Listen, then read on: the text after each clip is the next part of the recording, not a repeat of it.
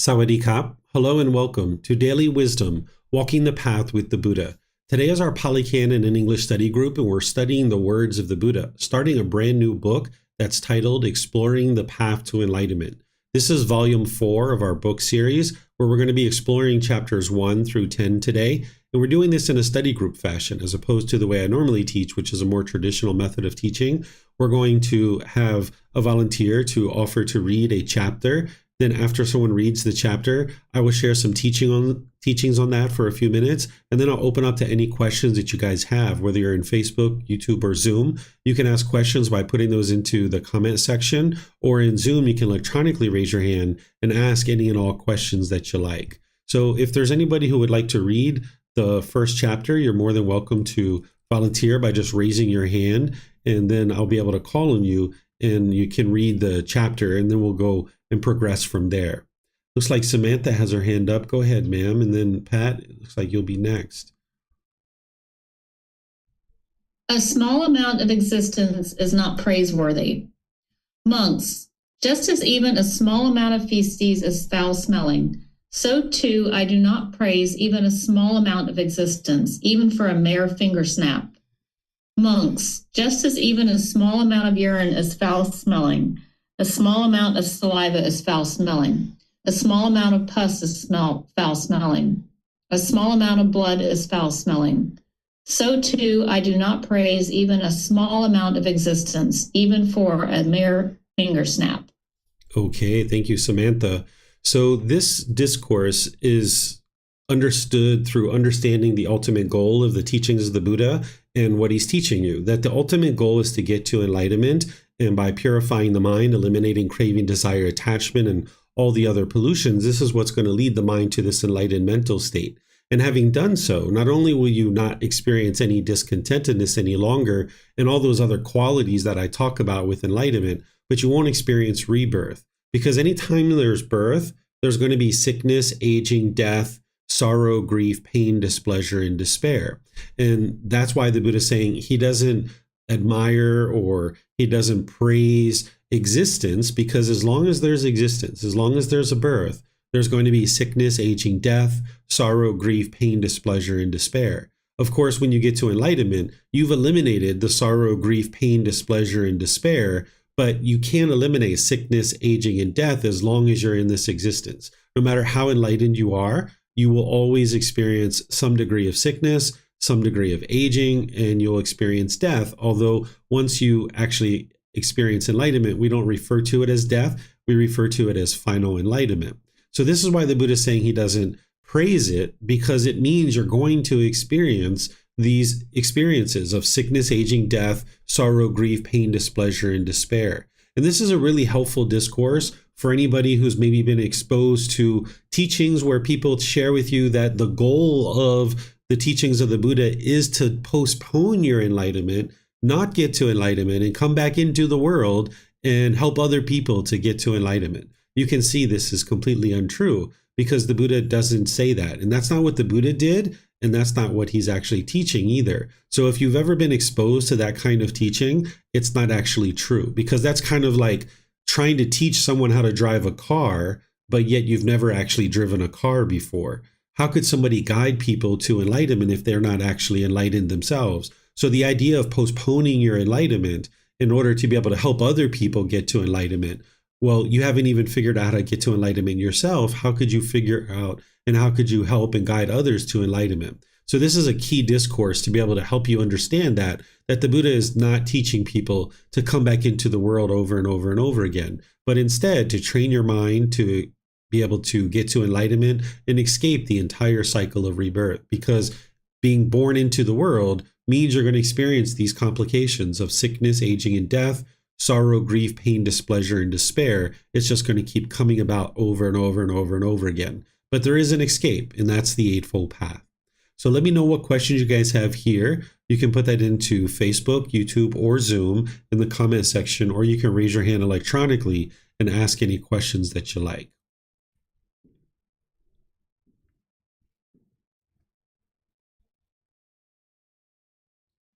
Okay, I'm not seeing any questions anywhere. So we'll go down to the next chapter, which is chapter 2. It looks like Pat's volunteering for that one. Go ahead, sir. One who is engaged is unliberated. One who is disengaged is liberated. Monks, one who is engaged is unliberated. One who is disengaged is liberated. Consciousness, monks, while standing, might stand engaged with form. Based upon form, established upon form, with a sprinkling of excitement, it might come to growth, increase, and expansion. For consciousness, while standing, might stand engaged with feeling. Based upon feeling, established upon feeling, with a sprinkling of excitement, it might come to growth, increase, and expansion. Or consciousness, while standing, might stand engaged with perception, based upon perception, established upon perception, with a sprinkling of excitement. It might come to growth, increase, and expansion. Or consciousness, while standing, might stand engaged with volitional formations, based upon volitional formations, established upon volitional formations, with a sprinkling of excitement. It might come to growth, increase, and expansion. Monks, someone might say, separated from form, separated from feeling, separated from perception, separated from volitional formations, I will make known the coming and going of consciousness, its passing away and rebirth, its growth, increase, and expansion is impossible. Monks, if a monk has abandoned desire for the form aggregate, with the abandoning of craving, the basis is cut off. There is no support for the establishing of consciousness. If he has abandoned desire for the feeling aggregate, for the perception aggregate, for the volitional formations aggregate, for the consciousness aggregate, with the abandoning of craving, the basis is cut off. There is no support for the establishing of consciousness. When that consciousness is unestablished, not coming to growth, non-generative, the mind is liberated. By being liberated, the mind is steady. By being steady, the mind is content. By being content, one is not agitated. Being unagitated, one personally attains nibbana. One understands, destroyed is birth. The holy life has been lived. What had to be done has been done. There is no more for this state of existence. Thank you, sir. So this is a discourse that an individual would need to understand the five aggregates, and they would need to understand what being unliberated and liberated is, and then also what clinging is, because the Buddha is talking about these different things here, as well as talking about the cycle of rebirth and enlightenment itself. So first, let's talk about liberated and unliberated. If someone's mind is unliberated, that means it's bound up, it's still polluted, and that means that it's still experiencing discontent feelings, that the mind is not free, because that liberated means that the mind is free. It's free of strong feelings. That if somebody says something to you in a certain way, if your mind is liberated, it doesn't matter. Your mind isn't experiencing strong feelings. But being unliberated, meaning unfree, that means that somebody could just say something simple and your mind could get agitated or annoyed or frustrated. That's why it's not free. And instead of the word clinging, the Buddha is using the word engaged, that one who is clinging is unliberated. One who is non-clinging is liberated. And he's talking about the five aggregates here of form, feelings, perceptions, volitional formations, and consciousness. And we've talked about these at different times in this program, so I think you guys know what they are, but I'll just kind of give a little bit of a refresh, and then you guys can ask questions if you need more input. There's the form aggregate, which is the physical form. This is all living beings are going to have these five aggregates or five collections or five criteria or five elements, that they're going to have physical form. They're going to have feelings, which is pleasant feelings, painful feelings, neither painful nor pleasant. They're going to have perceptions, which are views and opinions about the world. Then they're going to have volitional formations, which are choices and decisions. So every living being is going to have free will. And then there's going to be a consciousness, which is the actual mind. And what the Buddha is saying here is one who is engaged is unliberated, and one who is disengaged is liberated. And what he's talking about is clinging or being engaged with any of these five aggregates. So the mind, monks, while standing, might cling to the physical form. And now when it's clinging to the physical form, there might be this excitement as a result. That if you feel like, I'm so youthful, I'm so beautiful, I'm so handsome. Wow, look at me, my hair looks so good today. This is like clinging to the physical form. And now there's this excitement, this sprinkling of excitement because of the clinging to the physical form. And what the Buddha is saying is this clinging or this engagement can grow, increase, and expand. And now the mind's going to continue to get more and more discontent related to that. And then there's the feelings where the mind can cling to the actual feelings, like I am angry, or I am frustrated, or I am happy. This is that I am, that whenever you're clinging to the feelings, this is the mind identifying with those feelings. Then there's the perceptions, the views and opinions. You might cling to those. And now if somebody disagrees with your views and opinions, you might feel like you need to fight or argue or advocate for people to agree with you. And this causes difficulties in relationships. And then you might have clinging to volitional formations or choices and decisions. You could make a certain choice or decision. And then as time goes on, if you're clinging to this choice and decision, even though updated information has come in, you might not make a better decision or a new decision that would be more wise because the mind is clinging to a certain decision. And then what the Buddha is saying is, okay, if someone says that they're separated from the five aggregates and they're going to make known the coming and going of consciousness, meaning they're going to make known the cycle of rebirth, that they've separated themselves from these five aggregates and now they've become aware and they've gained the wisdom of this cycle of rebirth.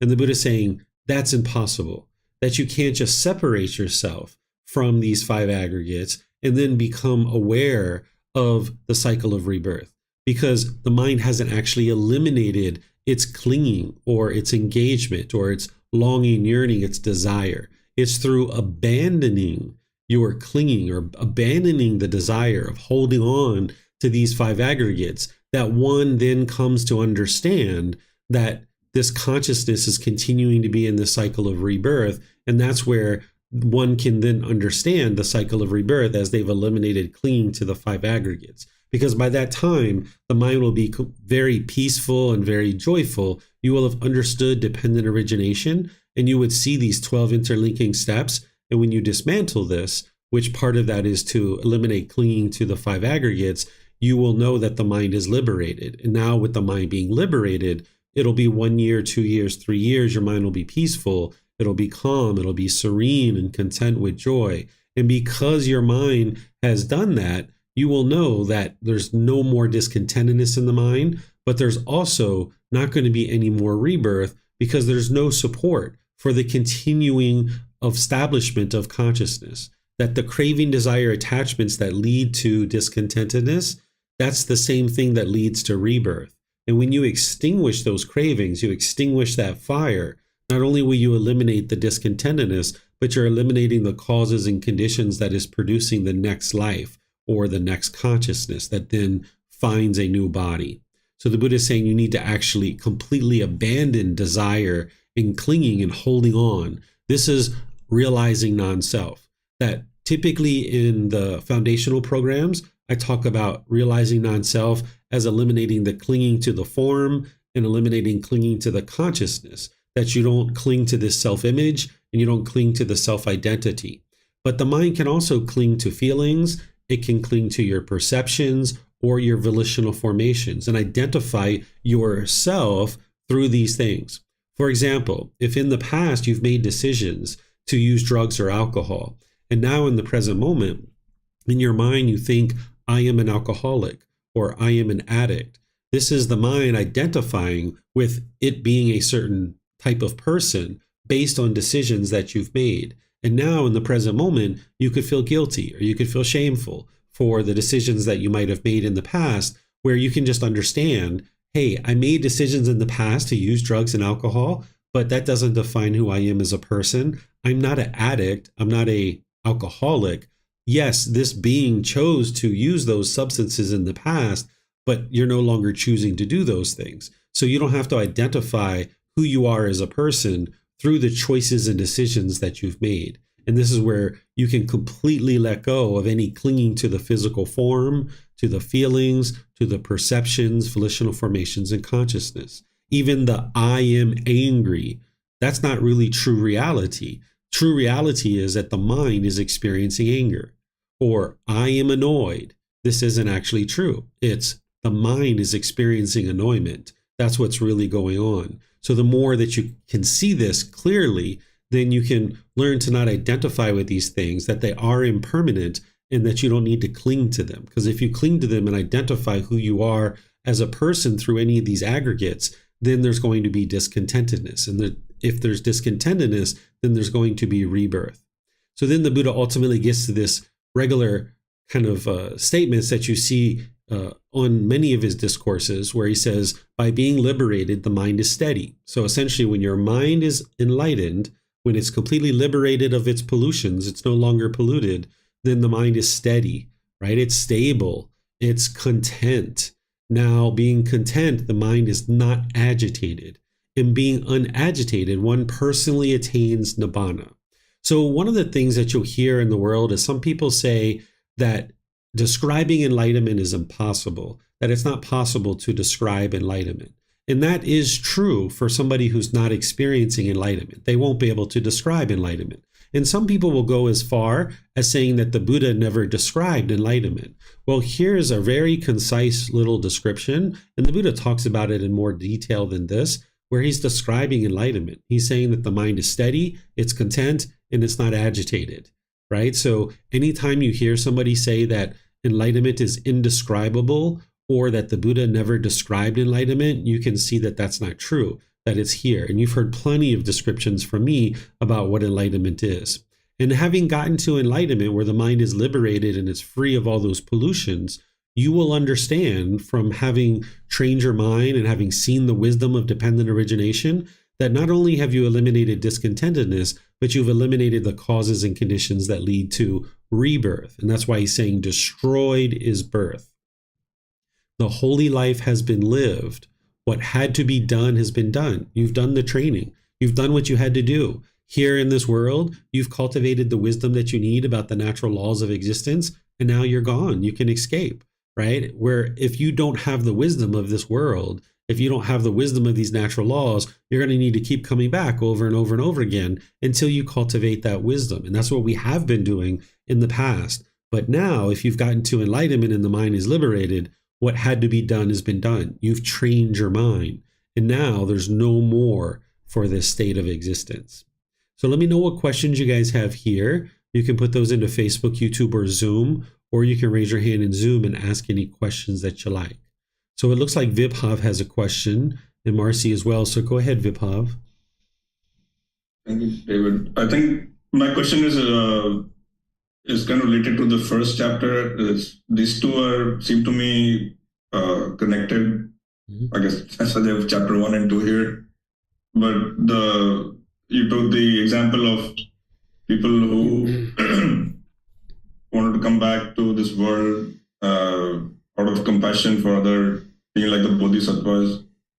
It seems they might be attached to the idea of being compassionate or working for the liberation of others. That is kind of described here. So they're attached to the form or the consciousness that kind of attaches themselves to the identity of being compassionate or being working for the other people to liberate them. That is why they're still yearning for existence. Yeah, they're still stuck in the cycle of rebirth because they're clinging to form. They're clinging to their perceptions, which are their views and opinions about the world. They're clinging to their decisions, their volitional formations. This is where they think that they're taking a vow in order to not get to enlightenment and to come back into the world over and over. And yeah, they're clinging to their consciousness too. And you can see that this isn't actually true. It's not possible. It would be so unwise to choose to come back into the world, because no matter what you're doing in the world, there's no guarantee that you're coming back to the human realm. You could come back to the hell realm, the animal realm, the afflicted spirit realm, and who are you helping there? You're not helping anybody. So this whole idea of having compassion for the world and not getting to enlightenment in order to help others, while it sounds very nice, really, in my opinion, what this is allowing the mind to stay complacent. That it's like, hey, I'm not going to do the work to get to enlightenment here. I'm going to just kind of guide other people to do that work. Well, how could you ever guide other people to do the work if you haven't done it yourself? You don't even know what work there is to do in order to get to enlightenment. So this is just very misunderstood. And if this was actually true, that this was actually what was happening, then that's what the Buddha would have did. And if this was actually true, then we would see the world progressively getting better and better and better, because we would see more and more compassionate beings coming back into the world. And essentially what we've got is not that. And also what you tend to understand when you think about this whole analogy that everybody's supposed to take this vow in order to come back into the world and help others, it's kind of like everybody's holding the door, but nobody's walking through the door. Who's walking through the door if everybody's holding the door, right? So it's just really a lot of delusion and lack of wisdom to be able to think in this way. And it's not what the Buddha taught. And also, I guess when you come back, even if you come back to human existence, by the time you realize that you, at least a lot of cases you see, a lot of times you realize that you have to walk this path of trying to be enlightened or be compassionate. You're already gone through so much discontentment, and you're a lot of cases you have half the life is lived already before you realize it, that you still have to go through all the discontentment in your human life before you even get to that path. So yeah, it's just it doesn't. It's fraught with it. It's fraught with errors, and it's just really unfortunate that people don't study his original words, because you see how simple it is. That last discourse was 2 or 3 sentences. It's right there and clear as day in the original teachings, but people just don't study with them, and it's unfortunate because those people who are choosing to do that, they're just going to keep coming back into the world over and over and over again, and they're most likely not coming back into the human world. Thank you. You're welcome. Okay, Marcy, you have a question? Go ahead, ma'am. Thank you, Teacher David. So I have been lately, my dreams have been about past volitional formations, and I am having a wonder are these mental objects, or is the mind taking time to reflect? Because what ends up happening is, instead of the choice that originally was made in the dream, I make better choices and I handle it a better way. So is the mind having a mental object, or is the mind reflecting during sleep? Is even that possible? Yeah, it's the latter. But let's talk about mental objects for a moment. In most situations where you see the word mental object being used, this is referring to the pollutions or the taints or the fetters. It's usually being referred to in an unwholesome way, that these mental objects are unwholesome. But you'll occasionally see the Buddha using the word mental object, or at least what we're translating as mental object, in reference to wholesome things, even like loving kindness and compassion. We could call that a mental object as well. And then even rarer, but you'll see this occasionally, that he uses the term mental object for even thoughts and ideas. But most frequently, it's being used as describing the fetters, the taints, the pollutions, these unwholesome qualities. So that's what a mental object is, a deeply rooted container in the mind. And usually we're talking about it as an unwholesome thing and pollution, and this needs to be uprooted and eliminated out of the mind. But also we could easily describe loving kindness and compassion in that way, sympathetic joy, equanimity, these kinds of things, these mental qualities as mental objects. But then occasionally you'll see the thoughts and ideas referred to that way. What's happening for you is that what we do is, when we're making our way to enlightenment, our life almost goes backwards from the time that we start practicing these teachings. At that point, there's been a whole bunch of things that we've been doing throughout our life that we've just been burying and burying and burying. We've been suppressing, and we haven't really dealt with those situations very well in the past because we didn't have the wisdom and the tools and techniques to be able to deal with them. So we usually just bury them. And then as we start training our mind, it's kind of like pulling back the carpet and the dust starts flying. But now we have the tools to be able to deal with these things in a different way. So we start kind of reliving experiences from the past, sometimes very, very long in the past, even from childhood, like 4 years old, 6 years old, 8 years old, and we start reliving those things. But we look at them now in a different way, and we look at them with this wisdom from the Eightfold Path. And then, like what you're experiencing, it just so happens to be in your dream that you cultivate wisdom of how to deal with this situation in a better way. So that should that situation ever occur again, you have now the wisdom on board to be able to handle that situation in a better way than you did previously. And what you'll end up noticing is that your life will kind of almost go backwards, that you'll start experiencing these things quite a bit again. Thank you, Teacher David. And I have one more question. I've also experienced moments now in my daily life where I will be doing a specific task, and instantaneously I hear myself say, "You're daydreaming, let it go." And it's not with an effort. It's not with an effort. It's just I'm working on something, whether it be typing up a note for one of my clients, and then all of a sudden it's like, no, that's a daydream, let it go. And then I go back. But it happens, it's not like I control it. Is that something normal? Yeah, by the time you fully cultivate the 4 foundations of mindfulness, where you're catching things really early, like a bodily sensation, or really early as a thought, your mind will just automatically cut off and let go. It's like just its normal response. Where before you would just kind of be complacent, or you lacked wisdom, and the thought would come into the mind, and you would ruminate over it. You would become agitated and annoyed, and maybe your conduct would become unskillful. Now you're wise to all of that, and you know that if you allow this thought to continue, it's going to lead to unwholesome results or unwholesome karma. So the mind has wised up. It's become wise, and it just takes action. This is that virus scanner that I talk about. That's just kind of there looking at the mind. That's your mindfulness. It's just kind of observing the mind at all times. And then whenever like a virus hits your hard drive, the virus scanner goes into action, quarantines it, cleans it up, kicks it out off the hard drive, and then it's just kind of sitting there monitoring again. And it's the same thing that your mindfulness does, because the mind becomes so wise. It's practicing this mindfulness and looking over the mind, protecting the mind, and then it just becomes automatic and it's almost effortless.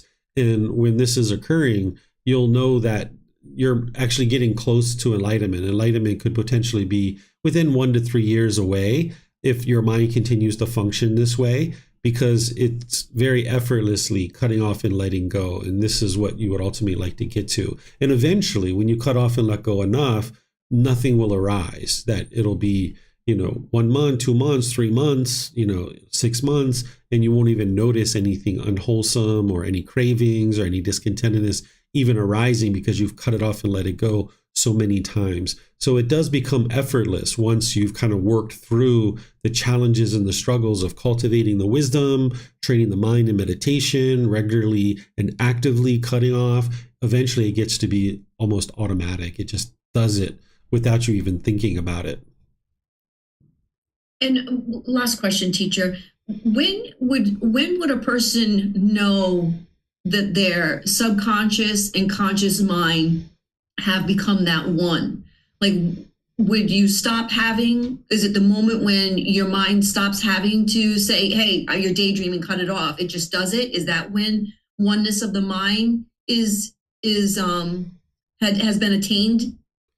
Normally, when you experience oneness of mind, it can be sometimes all of a sudden. It can be like a sudden shift in your consciousness, where you just go from, being in the first jhana to, whoa, now you have this full clarity of the entire mind, and you can see the pollution in your mind in a significant way. And sometimes people have a lot of guilt and shame around this time because they see how polluted their mind is.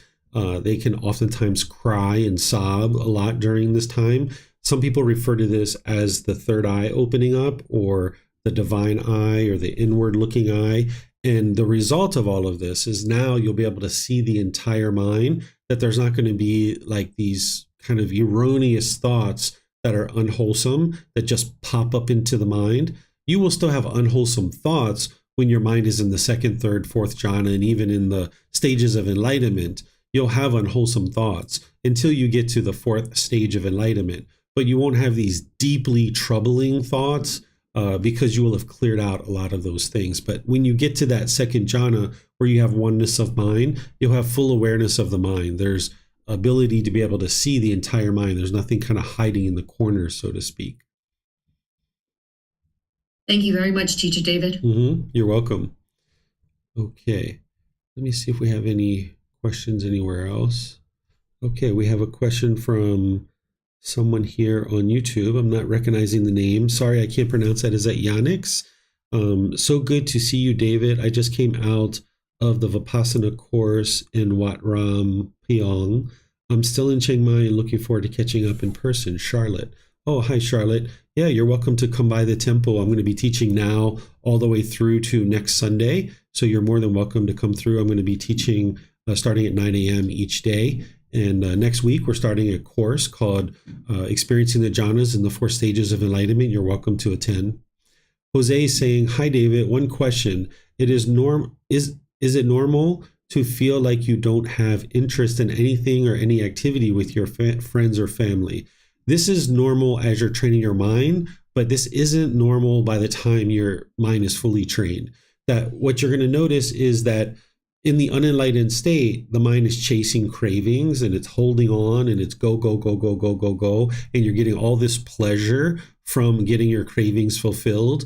But then when your cravings are not fulfilled, you're going to get angry or frustrated or agitated or annoyed. But when you start letting that go through training the mind with breathing mindfulness meditation and all these other factors of the Eightfold Path, your mind starts letting go of craving. And some of those cravings and attachments are the things that you're holding on to with your family. When you start letting those go, the mind doesn't just go to the middle and get peaceful. It actually overshoots the middle and it goes all the way over to the other side where you kind of can feel lethargic, you can feel complacent, you can feel dull, you can experience these kinds of things where you just feel completely disinterested in any aspect of life. That's because the mind is not yet in the middle. You need to be able to bring in the enlightenment factors of investigation, energy, and joy. This is in Volume 1, Chapter 3. You're going to need to study those enlightenment factors and understand how to continue to investigate the teachings, how to arise this energy, this willingness to do something, this initiative, this enthusiasm and ambition, and this joy, this unconditioned gladness. Because by the time you get to the middle, you'll be able to do things with your family and be perfectly happy and perfectly content. But you'll also be able to let them go out on their own and you stay at home and be alone and you're perfectly content with that too. But I know what you're experiencing because I went through that where I kind of like withdrew from the world for a while. This is where I apologize for bringing up Jesus, but Jesus went to, I think, the desert for 40 days. And there's other people I think Prophet Muhammad did the same thing. He went into a cave for a while. And the Buddha went away from society for 4 years, right? And the mind kind of retreats and kind of contracts on itself. And this is normal for someone who's on the journey, but it's not normal for someone who's enlightened or close to it. That their mind is going to have ambition, enthusiasm, they're going to have vigor, they're going to have an interest to go out and do things and spend time with people around them. But you might go through this period where you do kind of withdraw a little bit. And that's because the mind has overshot the middle and went over here to the other side. So now you'd like to bring the mind back closer to the middle, but you're probably going to overshoot that too. And you're probably going to go back towards craving, but just not as much as you were before. You'll go a little bit less. And now it's like a pendulum. It'll swing over there and then it'll swing back and swing, swing, swing, swing, swing, swing, swing, swing, swing. And then you'll kind of get to the middle. So you're going to need to kind of pay attention to the mind, use the 7 factors of enlightenment to fine tune the mind. And you need to know all the 7 factors of enlightenment, but the ones that I just mentioned are the ones that'll bring it out of that complacency, that lack of interest and motivation to do things. Okay, so I don't see any other questions anywhere. So let's go to the next chapter, which is chapter 3. Looks like Marcy's volunteering for that one. Go ahead, ma'am. Thank you, Teacher David. One dwelling with craving as a partner. Venerable Sir, in what way is one dwelling with a partner? There are Mijijala forms recognizable by the eye that are desirable, lovely, agreeable, pleasing, sensually enticing, tempting. If a monk seeks excitement in them, welcomes them, and remains holding to them, excitement arises. When there is excitement, there is obsession of mind. When there is obsession of mind, there is bondage. Bound by the fetter of sensual desire, Midjala, a monk is called one dwelling with a partner. There are Mijala sounds recognizable by the ear, odors recognizable by the nose, flavors recognizable by the tongue, physical objects recognizable by the body, mental objects recognizable by the mind that are desirable, lovely, agreeable, pleasing, sensually enticing, tempting. If a monk seeks excitement in them, he is called one dwelling with a partner. Majjala, even though a monk who dwells thus resorts to forests and groves, to remote lodgings where there are few sounds and little noise, occupied, hidden from people, appropriate for seclusion, he is still called one dwelling with a partner. For what reason? Because craving is his partner, and he has not abandoned it. Therefore, he is called one dwelling with a partner. Venerable Sir, in what way is one a lone dweller? There are Mijjala forms recognizable by the eye that are desirable, lovely, agreeable, pleasing, sensually enticing, tempting. If a monk does not seek excitement in them, does not welcome them, and does not remain holding to them, excitement is eliminated. There is no excitement. There is no obsession of the mind. There is no obsession of mind. There is no bondage. Released from the fetter of sensual desire, Mijjala, a monk is called a lone dweller. There are Mijjala sounds recognizable by the ear, odors recognizable by the nose, flavors recognizable by the tongue, physical objects recognizable by the body, mental objects recognizable by the mind that are desirable, lovely, agreeable, pleasing, sensually enticing, tempting. If a monk does not seek excitement in them, he is called a lone dweller. Majjala, even though a monk who dwells thus lives in the vicinity of a village, associated with male and female ordained practitioners, with male and female household practitioners, with kings and royal ministers, with sectarian teachers and their disciples, he is still called a lone dweller. For what reason? Because craving is his partner, and he has abandoned it. Therefore, he is called a lone dweller. Okay, thank you, Marcy.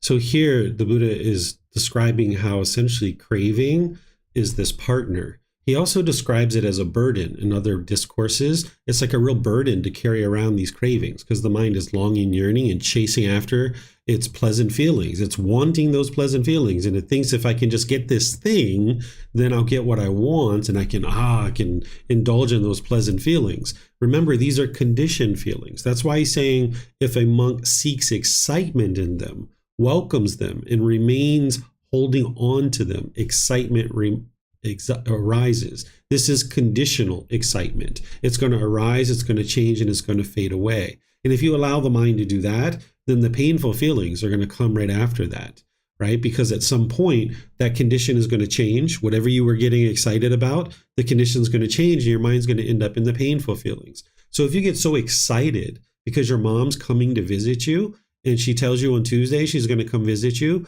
well, on Friday, when she calls you and she says that she can't come because her plans has changed, then you're going to be frustrated. You're going to be sad. You're going to be annoyed because you allowed your mind to get conditional excitement, where based on the condition that mom's coming, I will be excited. But that's not permanent. Even if mom comes, you'll have a great time with her. But then when she leaves, you'll feel lonely and bored. It'll be like, no, mom, don't leave, right? So what the Buddha is saying is that when there's excitement in the mind is obsessed, right? That's the craving, desire, attachment. When there's obsession, there's bondage. The mind is bound up. So with this fetter of sensual desire, the mind is bound up that this is the partner. This is what you're essentially having to satisfy. It's kind of like having this, kind of this monster on your shoulder, and you have to feed this monster of craving because you have to keep chasing around. You have to buy this thing. You have to go to this place. You have to do this thing. You just have to keep fulfilling all these cravings. And this is where you get exhausted at the end of your day if you're fulfilling your cravings, and your cravings are either getting fulfilled or not getting fulfilled. If you're going around the world chasing cravings, you'll just get utterly exhausted. And the Buddha is describing that through the 6 sense bases: the eyes, ears, nose, the tongue, the body, and then the mind itself. That's what the mind is longing, yearning through, because it's when you experience contact through the 6 sense bases that those cravings, desires, attachments are getting triggered or fulfilled. And now you're going to get those pleasant feelings or the painful feelings or the neither painful nor pleasant feelings. But when you've abandoned craving, desire, attachment, that's where one is now a lone dweller, that you don't have this burden of carrying around this craving, desire, attachment anymore.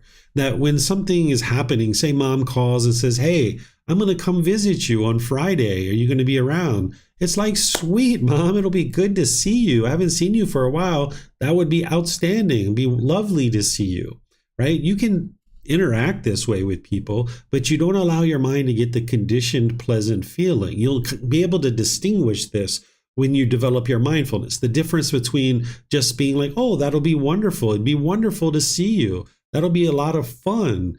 You can experience that, but not have the conditional excitement in the mind. You're going to need to be able to observe this conditional excitement. The mind will pick up and it'll be getting really excited. But you can have this enthusiasm and this interest to do things. And this is where the mind won't seek excitement in some kind of object that is coming through the eyes, ears, nose, the tongue, the body, or the mind itself. And having eliminated these conditional pleasant feelings, then the mind is not obsessed. It's not bound up. And now you're a lone dweller because you're not having to feed this monster that's sitting on your shoulder, wanting you to chase after all these things. You can be completely at ease. So that's what the Buddha is talking about here. Let me know what questions you guys have. You can put that into Facebook, YouTube, or Zoom. Okay, Mayuli has a question here on Facebook. The mind has been very heightened and noticed bombardment of thoughts, random thoughts, and even get frightened, tightened scalp. Perhaps due to the exhaustion of all the thoughts or the exhaustion of controlling the thoughts. Is this normal? Have you ever experienced this in the past? Yes, the more you guys ask questions, the more I see that the teachings are working and you guys are headed in exactly the right direction. There's so many students right now that are experiencing so much improvement because I've been teaching now for a few years, and there's a lot of students who are really deeply practicing the teachings. And what you guys are experiencing is how the mind and the physical body is going through these changes. That when you're training this mind, this non-tangible, non-physical thing, it has an effect to the brain, which is the actual organ. And as the brain is starting to change, there's going to be physiological changes in the body. And you guys are experiencing these. Like Jose was talking about feeling like withdrawn from his family. This is normal because the mind's not yet in the middle.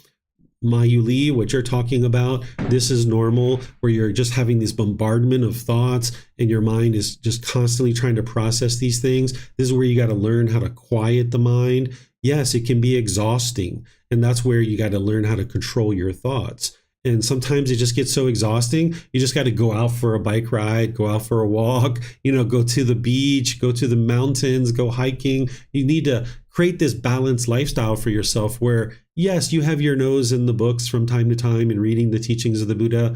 Yes, you're meditating. Yes, you're paying attention to your moral conduct, like right speech, right action, right livelihood.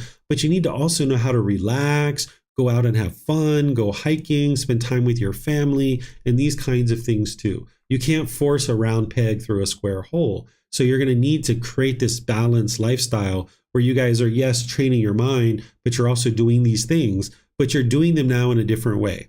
Where before we might have got a lot of pleasure going to the bar or drinking alcohol and using drugs or going around and having sex with people or chasing after money or, posting things on Facebook about look how great and magnificent I am. Where we used to get pleasure in those things, these cravings and this conceit and stuff like that, all that stuff is starting to fade away and the mind can kind of retract a bit. But now you have to come into your own where you start enjoying just spending time with people in a wholesome way, just having great, wonderful conversation that is polite, kind, friendly, and respectful. That you just enjoy going for a walk and looking at the birds and looking at the lake and going up the mountain and getting a little bit of exercise and just smiling at people and just driving down the road and even being stuck in traffic and just looking around and observing the people in traffic, just enjoying every little aspect of life. So all of you guys are experiencing these things, and it's wonderful that you are. It can feel a bit miserable when you're experiencing these things. That's true. I'm sure, Jose, it kind of feels somewhat odd to kind of be retracting from your family, and maybe Mayuli, this feels a bit odd for you too. But your minds are starting to break through a little bit. And as you start breaking through, you'll start seeing more and more joy, more and more enjoyment, more and more fun coming through. So those of you guys that are experiencing these things, be sure you understand the 7 factors of enlightenment, because that's what's going to fine tune the mind. Because the reason why these things are occurring is because you're practicing the Eightfold Path to a certain degree. And now the mind's going to start swinging. And you need to bring in the 7 factors of enlightenment to kind of fine tune the mind and get it to the point where it's really performing optimally and it's really perfected. So this is great that you guys are experiencing this, although I know it can be somewhat troubling, it can be exhausting, and it can be sometimes even scared. But this is part of you letting go of your 5 aggregates and not clinging, and just having trust and confidence in the Buddha, have trust in the teachings and confidence in the teachings, the community, your teacher, and your own ability to get to enlightenment, and just keep pushing through, doing all the same things that you're doing now in order to get to this point with the Eightfold Path and meditation and everything else, but bring in the 7 factors of enlightenment to fine tune the mind a bit. Okay, I'm not seeing any questions anywhere else. So we'll go to the next one, which is chapter 4. Is there someone who would like to read this? Okay, Vibhav. And then we'll go to Keely after that. This holy life is lived for the abandoning of existence. This world is burning, harmed by contact. It calls disease a self. By whatever mean it understands anything, it becomes otherwise than that. Becoming otherwise, the world is attached to becoming harmed by existence, and yet has excitement in that very existence. Where there is excitement, there is fear. What one fears is stressful. This holy life is lived for the abandoning of existence. Whatever ascetics and Brahmins say that liberation from existence is by the means of existence, all of them are not released from existence, I say. And whatever ascetics or Brahmins say that escape from existence is by means of non-existence, all of them have not escaped from existence, I say. But this stress comes into play in dependence on every gain of material possessions. With the ending of every craving desire, there is no stress coming into play. Look at this world, being afflicted with thick ignorance, unknowing of true reality, are unreleased from passion for what has come to be. All levels of existence, anywhere and any way, are impermanent, stressful, subject to change. Seeing this as it's come to be with right wisdom, one abandons craving for existence and doesn't have excitement in non-existence. From the total ending of craving comes fading and elimination without remainder, liberation, enlightenment. But the monk who is liberated through lack of craving desire, there is no further existence. He has conquered Mara, won the battle, having gone beyond existence as such. Okay, thank you, Vibhav.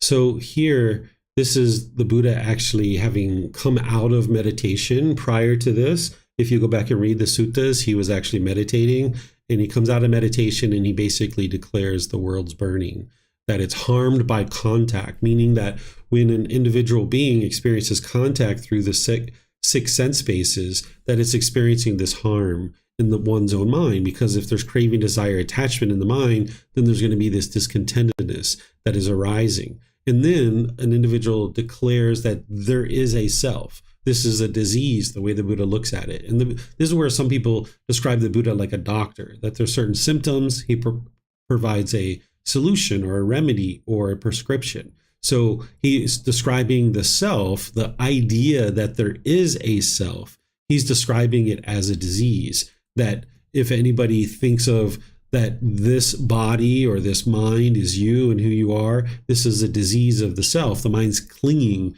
to existence. And the Buddha is ultimately helping you to be able to see here that how beings are essentially holding on to the world, and they become harmed through being in existence, but yet they excite in this very existence. Another way to think about this is you might hear people around you complaining about the world and how horrible the world is, but yet they're clinging to the world and wanting to keep coming back into the world over and over and over again, right? So this is where the Buddha is describing these kinds of things. And then here he's saying, okay, where there's excitement, meaning where there's conditional pleasant feelings, there's fear. And remember, this is independently verifiable. You can think about examples from your life that where you get excited about that new car, or you get excited about that new phone or that new laptop, and now there's fear. Oh my goodness, somebody's going to scratch my car. I need to park it all the way in the back of the parking lot so that nobody scratches it, because there's this fear. And now when there's this fear of somebody scratching my car, now I'm stressed, right? When you're inside the store and you're thinking about your car and that somebody might scratch your car, you might actually have this stress come into the mind. So this is where the Buddha is showing this cause and effect. Whereas if you allow the mind to crave and it gets what it wants and it gets these pleasant feelings of excitement, then you're going to have this fear come in. And now when this fear comes in, that's where you're going to experience the stress as well. So it's craving, desire, attachment that's producing all of these things. So this life that he's teaching, this path that he's teaching, is to abandon existence, meaning abandon existence in the cycle of rebirth. Once you get to enlightenment and die, the Buddha doesn't say what comes next. He leaves it as an undeclared teaching. But he does describe that once you get to enlightenment, you've escaped existing in the cycle of rebirth. But then he says, okay, if there's other people who are essentially saying that liberation comes from existence, like liberation from existence comes by existing in the world. This is what we were just talking about, of like taking a vow to come back into the world, and this is how you're going to get liberated. All of them are not released from existence, right? They haven't yet eliminated their clinging to existence because they think that they're going to get to enlightenment by existing in the world. And the Buddha is saying none of them are actually enlightened yet. And whatever individual says that escape from existence is by means of non-existence, all of them haven't escaped existence either. So he's saying if you think that liberation is going to come from existence, you haven't gotten to enlightenment yet. If you think that liberation is going to come from non-existence, you haven't gotten to enlightenment yet. And then there's this stress due to having material possessions. That's what the Buddha is describing here. But now, with the ending of all your cravings and desires, that longing, yearning, that's where there's no stress. You can actually eliminate the stress. And now he talks about, look at this world. Beings afflicted with this thick ignorance are unreleased from passion. This is craving, desire, attachment. When he talks about passion, because the mind lacks wisdom, it has this unknowing of true reality. The cravings continue to exist. The mind is unreleased from that, and the world is afflicted with this. And this is what you'll see all throughout the world. Just turn on the news, walk down the street, you'll hear people arguing and fighting. Get on Facebook and see people arguing and being hostile and bitter with each other. You'll see this thick ignorance that they don't realize they're using things like wrong speech, wrong intention, they have wrong view. You'll see that there's this thick unknowing of true reality. And it's because then with that, there's going to be these cravings, desires, attachments. It's everywhere, right? So now the Buddha says all levels of existence anywhere in any way are impermanent, stressful, subject to change. So this is where he's saying essentially the 5 realms of existence, no matter what realm you're in, it's impermanent. Sometimes people think that the heavenly realm is a permanent existence, but it's actually impermanent. And you can see the Buddha describing that here. And then he goes on and he's explaining more and more essentially about elimination of craving, desire, attachment. And then he says, with right wisdom, one abandons craving for existence and does not have excitement in non-existence. Right wisdom is when you fully cultivate the path to enlightenment. You've gotten to final knowledge. Where we talk about the Eightfold Path pretty much in detail and extensively, by the time you get to enlightenment, you're practicing the Tenfold Path, There's 2 extra steps that aren't taught. It's actually a result of having practiced all the other steps. There's right wisdom and there's right liberation. What right wisdom is when you fully cultivated the mind to have all the wisdom of the entire path to enlightenment. And when you've done this, you'll be able to talk about the path to enlightenment with ease. You'll know every last aspect of the path to enlightenment, inside and out. And you'll be experiencing right liberation, where your mind will no longer experience any discontent feelings for 1 year, 2 years, 3 years. So these are the 2 extra factors of the tenfold path that all enlightened beings are experiencing. And having cultivated right wisdom, fully practicing the path, because in order to cultivate right wisdom, it's not just intellectual, it's also the practice of the teachings too.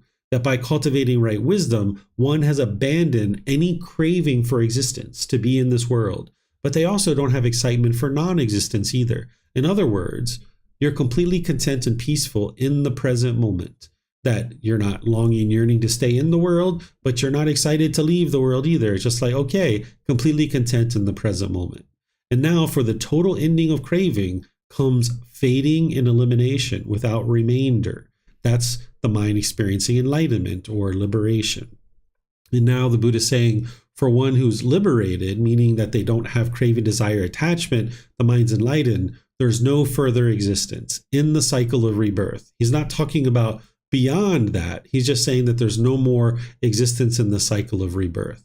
And then he says that you've conquered Mara, which is that formless being, which is interested in doing a lot of calamity and unwholesome things in the world. You've won the battle. This is that battle in your mind. For those of you guys that are experiencing those obsessive thoughts, the constant thinking, the constant cutting off, the the shrinking back from your family and being unmotivated, this is the battle. The mind's at battle. You're at war inside your own mind. But by the time you get to enlightenment, you've won that battle. And the mind's completely peaceful and joyful. And now you've gone beyond existences, meaning that you're no longer in the cycle of rebirth. And when the Buddha ends a discourse with such, what he's saying is, so it is, or that's the way it is, essentially is what he's saying. So let me know what questions you guys have here on this discourse. This is volume 4, chapter 4. This holy life is lived for the abandoning of existence, right? It's not to come back into the world. It's to eliminate this existence in the cycle of rebirth. So Vibhav, I see a hand up. I don't know if that's from reading or if you have a question. You have a question? Okay, sure, go ahead. Yeah. Can you please clarify this non-existence here? It doesn't mean that, like, leaving the world, like it says here that, can you just go down a little bit, please? Whenever the Buddha talks about the world, he's talking about the cycle of rebirth. So if you're escaping the world, if you're leaving the world, you're leaving out of the cycle of rebirth. That's what's happening when you get to enlightenment, that you've escaped that. And while you're alive and the mind is actually enlightened, you're outside of the cycle of rebirth. You're no longer experiencing this constant spinning. This is where, like in your life, when your mind's unenlightened, you can be oftentimes experiencing the same things over and over and over again. The broken relationships over and over and over again, the problem with your bosses over and over and over again. No matter what job you go to, you have the same problems with your bosses over and over and over again. And in the unenlightened state, with the lack of wisdom, we'll blame these things on other people. But by the time you've cultivated the mind, you're no longer stuck in this cycle of continuously being reborn over and over again, but you're also not experiencing these problems over and over and over again, because you know with wisdom that any kind of issues that you're having in life, it's coming from your own mind, and you just need to cultivate wisdom to overcome those challenges. So if you've escaped out of the cycle of rebirth, you're now no longer in the world, so to speak, that you're no longer in the cycle of rebirth, but there is still an existence, that you're still in this human body. There's still a being that's existing in the world, but now you're doing that completely joyfully and peacefully. Yes, I guess secondary question is that some ascetics and Brahmins believe that escape from existence is by means of non-existence. Mm-hmm. What does non-existence mean here? That basically that you're dying and then you never come back? Is that what this means? Or they think that you'll basically be liberated by when you die? That's what this means here? Or? Yeah, non-existence is that people think in some cases that when you die, that you're completely done. There's no more existence whatsoever. Like you have just one life. And this isn't actually true. Okay. Yeah, this isn't actually true. That, or some people think that when you get to enlightenment, that there's no more existence after that. But the Buddha never said that. He just left it as an undeclared teaching. So anybody who says that escape from the cycle of rebirth is through not existing any longer anywhere, then what the Buddha is saying is this person hasn't escaped existence yet, because they haven't fully cultivated their mind. They haven't fully accomplished right wisdom to fully understand the entire path to enlightenment, because they still think that it's through non-existence that they're going to escape existence. And that's like two opposite extremes. The mind needs to be able to get to the present moment where there's peacefulness and joy in the present moment. So these are kind of connected, right? So the philosophies that say that there's only one existence, and they say, okay, you do, you have the most, have the most fun, or do all you can, because that's you only have one life, and you need to make the best out of it. Whatever way that is, right? That's they're also kind of interconnected in a way. Yeah. Some people think that just because they can't maybe remember their past lives at this point in time, they may think that they only have one life, but this is not true. And it's unfortunate that someone might think that way, but that's the way some people think. And what the Buddha is guiding you to be able to do through seeing this and through understanding dependent origination, you'll be able to understand that that's not true. Because all these chapters, they're leading up to volume 5, where you're ultimately going to be learning dependent origination. And all this is, I think when you get to dependent origination, a lot of this stuff starts really clicking for you, that you see the whole 12 interlinking steps that is keeping this whole problem of not only discontentedness, but the bigger problem, which is being stuck in the cycle of rebirth. It's just keeping that going on and on and on. I have a secondary question, not teaching itself, but in the notes you say that Buddha basically was meditating for 7 days without a break. So this is like a continuous meditation that he did without like food and water and everything. Yeah, that's what it says in the Pali Canon. I wasn't there at that time to be able to know myself. So this is what the Pali Canon says, that he came out of meditation, and when he emerged, this is what he said. Thank you.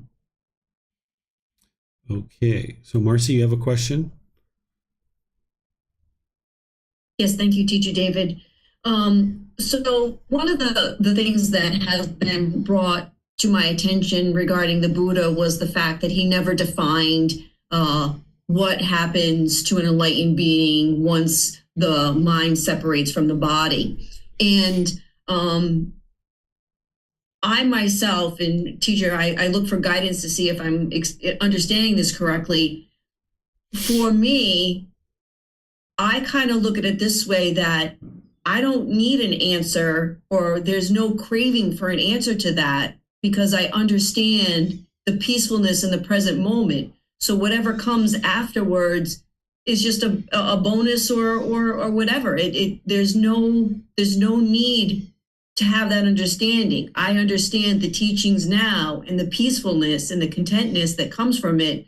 So that's where my mind resides. Is that a good or a beneficial way of understanding that? Yep. And I think that's exactly why the Buddha left it as an undeclared teaching, because it is what it is. There's either going to be something next or not. And what you need to be able to get to is where you're completely peaceful and joyful and content in the present moment. And if there was something next, and he describes that, that's just one more craving that you have to eliminate. If there's not anything next, well, so be it. You're already peaceful and joyful now. So he doesn't declare what is or isn't next wisely, in my opinion, because it doesn't allow the mind to actually crave in any way what may or may not be next. Instead, you just focus on the present moment and getting to enlightenment now, so that the mind is peaceful and joyful now in the present moment, without this promise of an afterlife. Thank you, teacher. You're welcome. Okay, looks like we have some more coming in here on YouTube. There's somebody saying something, and then here, Mayuli, you're welcome, Mayuli. Yes, you feel like you're at war with your mind. Yep, that's oftentimes what is being experienced. Just keep pushing through that. Don't shrink back from that struggle. Lots of good things happening there. Okay, I'm not seeing any other questions anywhere. So we'll go to chapter 5. Is there someone who would like to read this? Okay, Keely, go ahead, ma'am.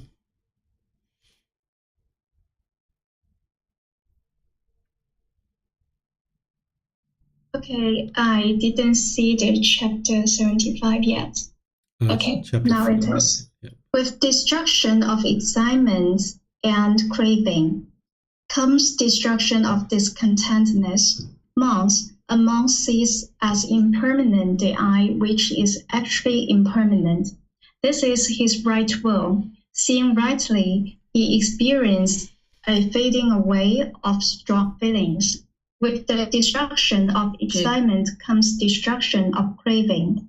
With the destruction of craving comes destruction of excitement. With the destruction of excitement and craving, the mind is said to be well liberated. Monks, a monk sees as impermanent the ear, the nose, the tongue, the body, the mind, which is actually impermanent. Seeing rightly, he experiences a fading away of strong feelings. With the destruction of excitement and craving, the mind is said to be well liberated. The Buddha repeats the entire statement for the remaining internal sense bases of the ear, nose, tongue, body, mind, and the 6 external sense bases of forms, sounds, odors, flavors, physical objects, mental objects. That's all. Thank you. Okay, thank you, Keely.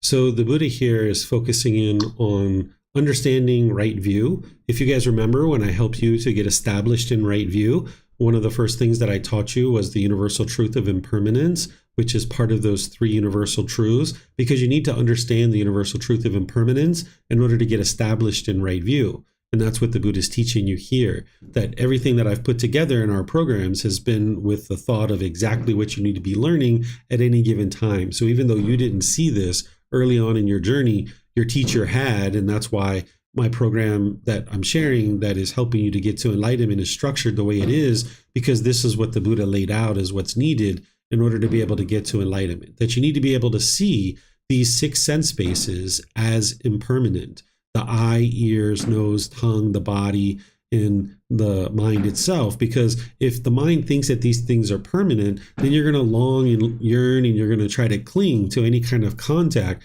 that you're experiencing through these things. But when you start understanding that these things are impermanent and any contact coming through that is impermanent, when you understand that these pleasant feelings are impermanent and they ultimately are going to fade away and leave you feeling the painful feelings, then it's much easier to commit to eliminating your cravings, desires, attachments. But if you didn't understand this, then the mind wouldn't be able to do that. So that's why the Buddha is making this very clear. So the more that you see clearly, seeing rightly, he experiences fading away of strong feelings. This is where the strong feelings fade away, and it can kind of have you feeling icky and awkward for a period of time before the mind kind of brightens up.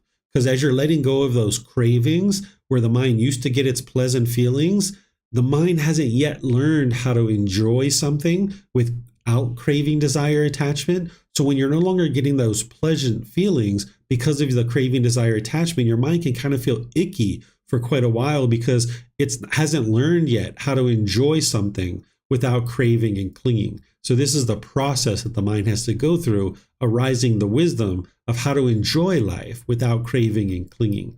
And having destroyed this conditional pleasant feelings of excitement, that's where the mind is eliminating craving, and then the mind is getting more and more liberated. So any questions here on this chapter?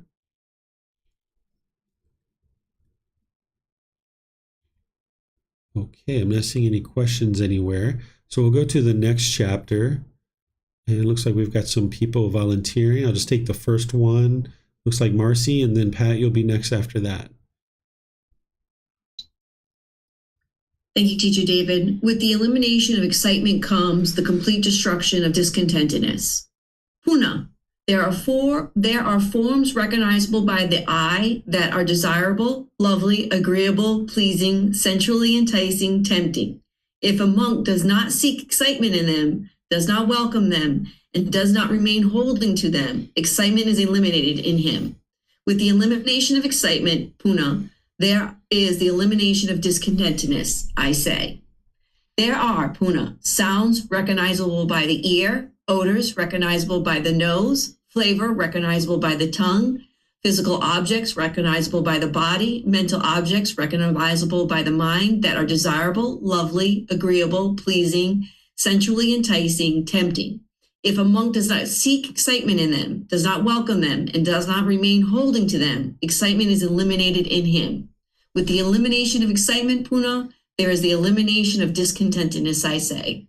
Okay, thank you, Marcy. So you guys have heard me share before how you need to be able to see these conditioned pleasant feelings as just as much a part of the problem as the painful ones. And the more that you see that those conditioned pleasant feelings are going to ultimately lead to painful feelings, you understand to cut off the conditioned pleasant feelings so that your mind can then come to the middle where you can enjoy life and have enjoyment, but there isn't any conditional enjoyment, that you can just enjoy everything.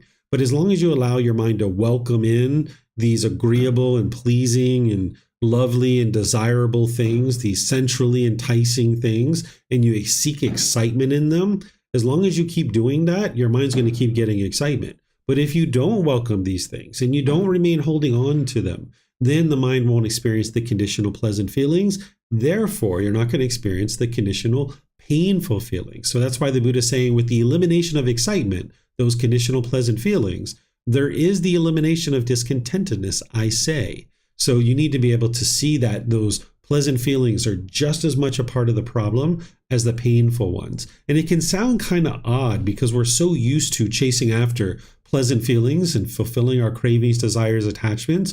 But when you see this temporary pleasure as being unfulfilling and unsatisfying because it's only temporary, and as long as you hold on to the temporary pleasant feelings, you're not going to be able to get to the permanent happiness. So if you hold on to this temporary happiness, you can't get to the permanent happiness. So you need to be able to see that. And then the more you knock down this conditional excitement and conditional pleasant feelings where you can only be happy when these conditions are met, then when you get rid of all of that, now you can just be happy all the time. Okay, so let me know what questions you guys have. You can put that into Facebook, YouTube, or Zoom. Okay, I'm not seeing any questions. So it looks like Pat's up for this next one. This is chapter 7. Oops. Here we go. And I think we've studied this in one of the recent volumes, but we'll just go ahead and study it again. Go ahead, Pat. Mindfulness directed to the body, a strong post for mind. One dwells without having set up mindfulness of the body. Suppose, monks, a man would catch 6 animals with different domains and different feeding grounds and tie them by a strong rope. He would catch a snake, a crocodile, a bird, a dog, a jackal, and a monkey and tie each by a strong rope.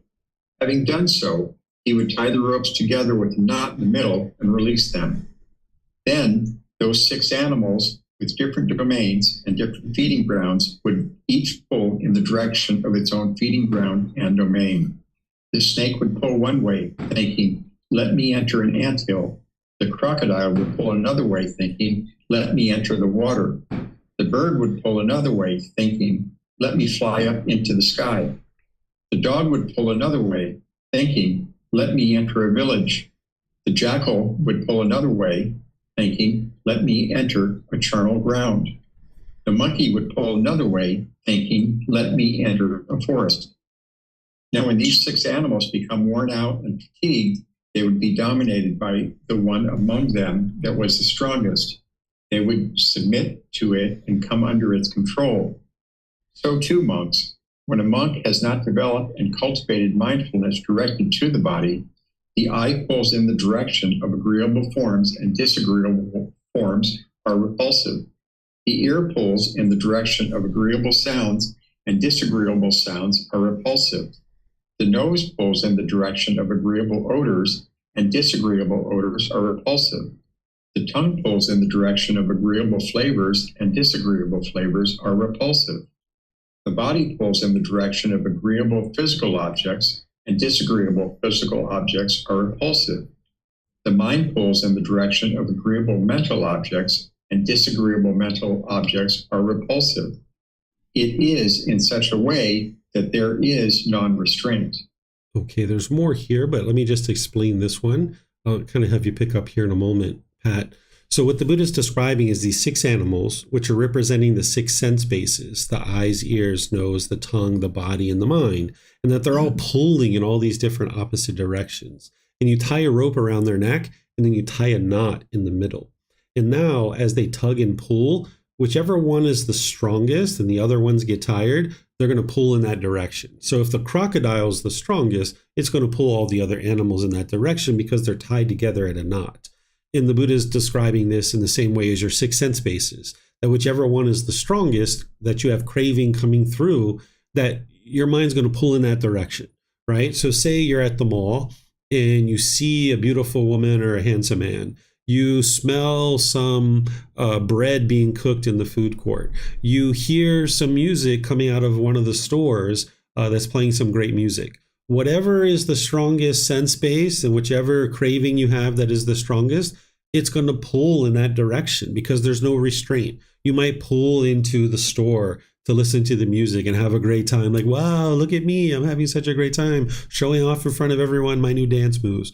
Or maybe there's a longing, yearning for food and you go eat this food. It's not just eating the food that is the problem. It's the longing, yearning for it. Or you might see this beautiful or handsome person and your eyes pulling towards that. So whatever one is the strongest craving, the mind's going to pull in that direction. And in this way, the Buddha is saying there is no restraint. But now he's going to describe the next thing. So I'll let you pick it up from here, Pat. One resides having set up mindfulness of the body. Suppose, monks, a man would catch 6 animals with different domains and different feeding grounds, and tie them by a strong rope. He would catch a snake, a crocodile, a bird, a dog, a jackal, and a monkey, and tie each by a strong rope. Having done so, he would bind them to a strong post or pillar. Then, those 6 animals with different domains and different feeding grounds would pull each other in the direction of its own feeding grounds and domain. The snake would pull one way, thinking, let me enter an anthill. The crocodile would pull another way, thinking, let me enter the water. The bird would pull another way, thinking, let me fly up into the sky. The dog would pull another way, thinking, let me enter a village. The jackal would pull another way, thinking, let me enter a charnel ground. The monkey would pull another way, thinking, let me enter a forest. Now when these 6 animals become worn out and fatigued, they would stand close to the post or pillar. They would sit down there. They would lie down there.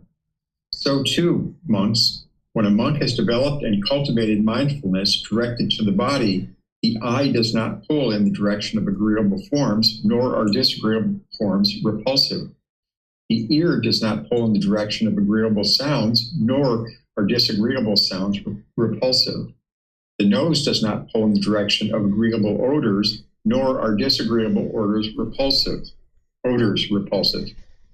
The tongue does not pull in the direction of agreeable flavors, nor are disagreeable flavors repulsive. The body does not pull in the direction of agreeable physical objects, nor are disagreeable physical objects repulsive. The mind does not pull in the direction of agreeable mental objects, nor are disagreeable mental objects repulsive. It is in such a way that there is restraint. A strong post or pillar, this, monks, is a designation for mindfulness directed to the body. Therefore, monks, you should train yourselves thus. We will develop and cultivate mindfulness directed to the body. Make it our vehicle. Make it our basis. Stabilize it. Exercise ourselves in it and fully perfect it. Thus should you train yourselves. Okay, thank you, Pat. So in this previous part of the discourse, The Buddha is saying that this individual doesn't have mindfulness of the bodily sensations that are the preliminary early warning system alerting you that discontentedness is about to arise. This individual doesn't have this mindfulness. So therefore, when it experiences agreeable contact through the six sense bases, the mind is pulling towards that. Or when you experience disagreeable contact through the six sense bases, the mind is repulsed and pushing this away. This is what's happening because there's no restraint. And because there's no restraint, that there's no mindfulness. The mindfulness is the precursor to restraint. You can't restrain your mind if you're not aware of what's going on in your mind. If you see your mind longing, yearning, and pulling with your mindfulness, then you can have restraint. Or if you see your mind pushing things away, you can have restraint. But if you don't have mindfulness and awareness of those early warning system of the bodily sensations, you're not going to be able to do that. But down here, he's describing that now, instead of these six sense bases just pulling in all these opposite directions where you get exhausted, instead you have this post or this pillar, this mindfulness, this awareness of mind. And now when you see the mind pulling, you yank it back. That's what's happening to these animals, that because they're binded to this post or pillar, as they pull and yank, they get yanked back and yanked back and yanked back. And now they sit down by that post or pillar.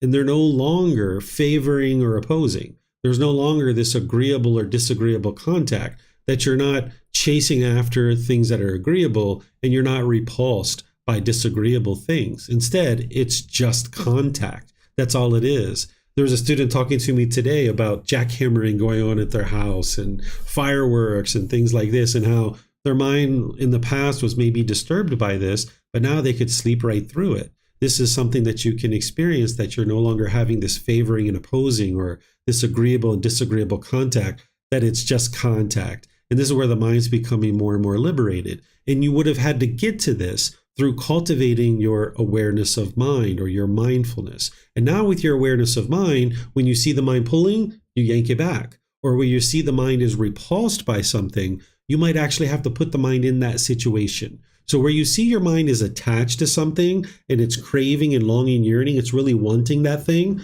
you're going to need to distance yourself from that and train your mind to let it go. Where you see that you're repulsed by something and you're pushing it away, you're going to need to put your mind in that situation in order to train your mind to be comfortable with that. So I'll give you an example. Say that you really, really like chocolate cake and man, you can't get enough chocolate cake. Well, in this situation, you're going to have to distance your mind from that for probably a few months where you're not having any chocolate cake. And now you train your mind to eliminate that craving, desire, attachment. But if you're repulsed by durian fruit, you're going to need to actually eat some durian fruit occasionally and train your mind to just see it as food to nourish the body until you get over the odor and the taste and the consistency on the tongue and all these other things. So this is what you're going to need to do in order to build the mind to get to the point where it doesn't have this favoring and opposing. It's just contact. And now you can restrain your mind in these situations. And in this way, the Buddha is describing mindfulness as this post or pillar that as the mind keeps pulling in all these different opposite directions, you use your mindfulness to yank it back and yank it back and yank it back. And this is what's ultimately going to help you to be able to get to enlightenment. And that's why he's saying this is how you should train. Be sure that you develop this mindfulness directed to the body, meaning that you're aware of those bodily sensations, that early warning system before the mind experiences the conditioned feeling. There's going to be some bodily sensations, either with pleasant feelings. You might notice tingling across the shoulders, up the back of the neck and over the head, or with the painful feelings, you might notice tightening in the chest, tightening in the throat, heat in the face, pressure in the skull, or any number of other things that could be occurring. This is the early warning system that you need to develop mindfulness or awareness of mind of so that you can cut that off and let it go, not allowing the mind to get the conditioned feeling, that you're rewiring the mind. So let me know what questions you guys have here on this chapter. This is chapter 7.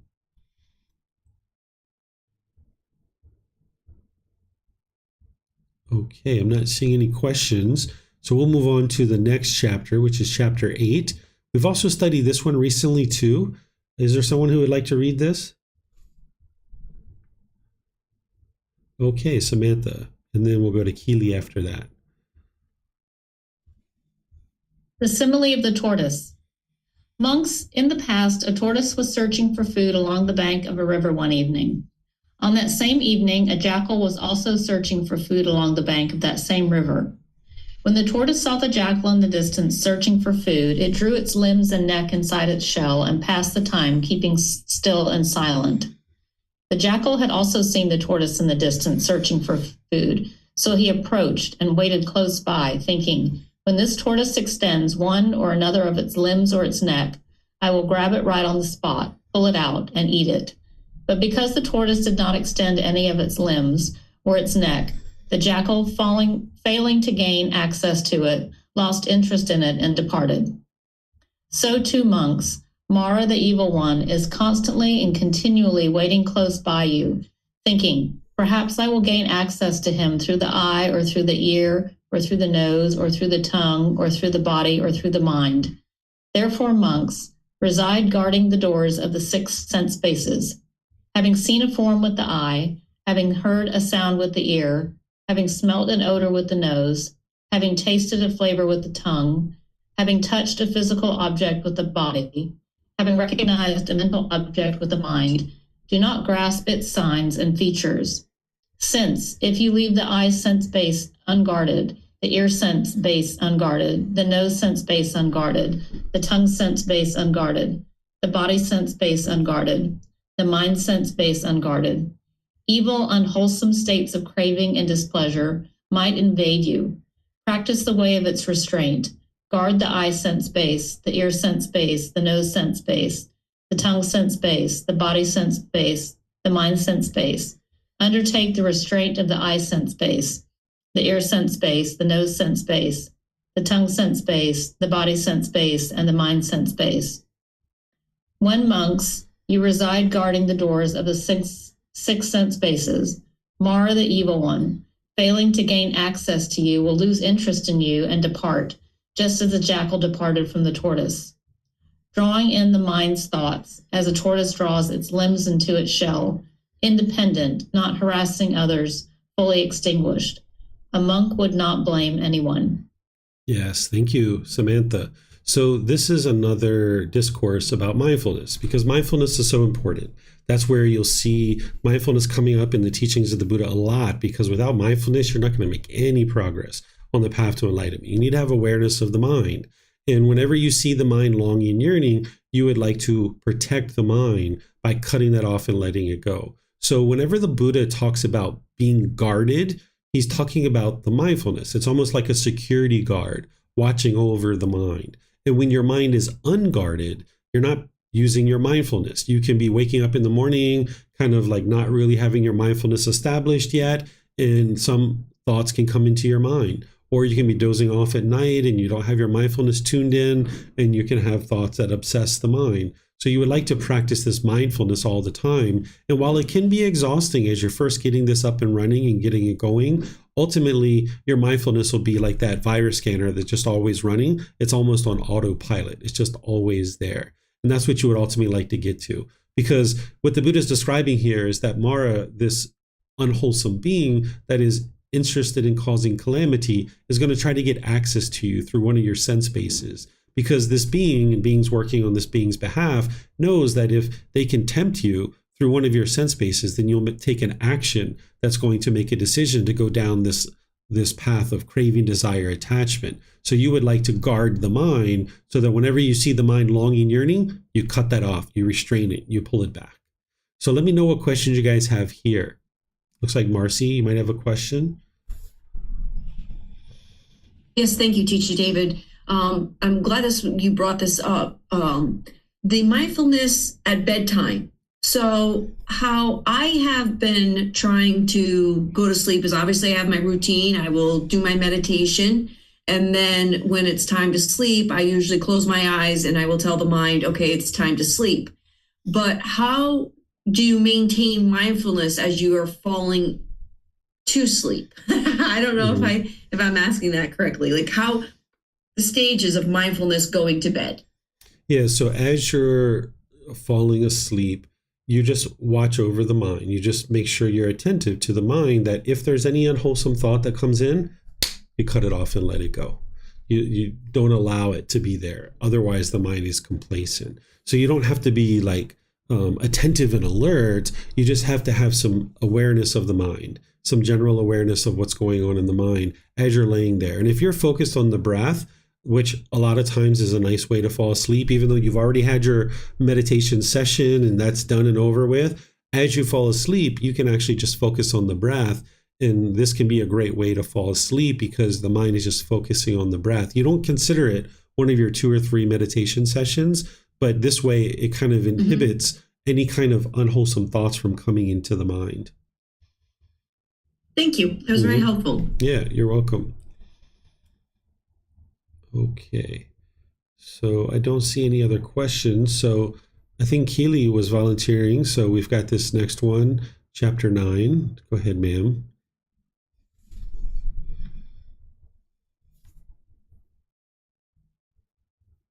Okay, I'm still waiting for the words. Okay, here it goes. The simile of the boil of oil. Monks, suppose that on hearing the most beautiful girl of the land, a great crowd of people would assemble. Now that most beautiful girl of the land would dance exquisitely and sing exquisitely. On hearing the most beautiful girl of the land is dancing, the most beautiful girl of the land is singing, an even larger crowd of people would assemble. Then a man would come along, aspiring to live, not aspiring to die, aspiring for peacefulness, uninterested in discontentedness. Someone would say to him, "Good man, you must carry around this bowl of oil filled to the brim between the crowd and the most beautiful girl of the land. A man with a drawn sword will be following right behind you, and wherever you spit even a little of it, right there he will cut off your head. What do you think, monks? Would that man stop attending to that bowl of oil and out of negligence turn his attention outward? No, venerable sir, I have made up this simile, monks, in order to convey a meaning. This here is the meaning, the bowl of oil filled to the brim. This is our destination for mindfulness directed to the body. Therefore, monks, you should train yourself thus. We will develop and cultivate mindfulness directed to the body. Make it our vehicle, make it our basis, stabilize it, exercise ourselves in it, and fully perfect it. Thus, monks, should you train yourselves. Monks, those who do not take part in mindfulness directed to the body do not take part in the deafness, enlightenment. Those who take part in mindfulness directed to the body, they take part in the deafness. Monks, those who are unattentive about mindfulness directed to the body are unattentive about the deafness. Those who are attentive about mindfulness directed to the body are attentive about the deafness, enlightenment. That's all. Thank you. Okay, thank you, Keely. So the Buddha gives this great simile in order to help you understand that if you are not practicing mindfulness to become aware of those bodily sensations, you're not going to get to enlightenment. That's what he's saying. That's a vital component of your journey to enlightenment.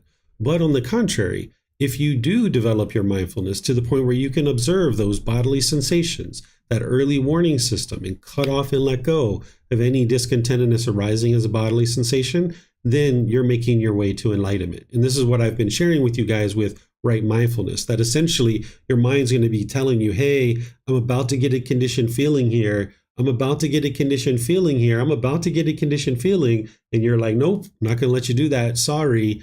Whereas if you allow the mind to get that conditioned feeling, your mind's just going to stay wired that way. And between now and enlightenment, you will get some conditioned feelings, but more and more you'd like to cut it off and cut it off and cut it off and cut it off.